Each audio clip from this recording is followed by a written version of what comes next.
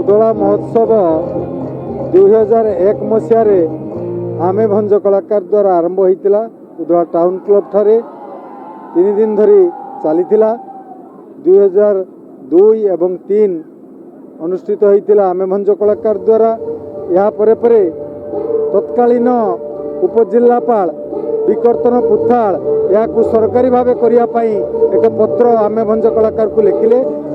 परठू आमर उदला महोत्सव सरकारी एवं बेसरकारी भाव मिलित भाव अनुष्ठित हो। चलित वर्ष ये महोत्सव 4 दिन धरी अनुष्ठित हो।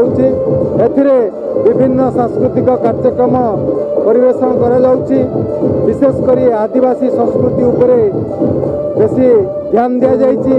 मुंडारी नृत्य, सांताली नृत्य, झुमर नृत्य एवं डेंटापाटी सबू आदिवासी नृत्य ये परिवेशन हो। विभिन्न राज्य स्तर विभिन्न सांस्कृतिक अनुष्ठान दल आसी नृत्य परिवेशन कर एसएससी ग्रुप माने विभिन्न कार्यक्रम ये बिक्री बटा हो। विभिन्न हाथ तैयारी जिनस चली विभिन्न लाइन डिपार्टमेंट सरकारी सुविधा उपलब्ध कर। तेणु ये महोत्सव बहुत धूमधाम बहुत जोरसोर आगे चलती लक्षाधिक लोकंर समागम हो महोत्सव।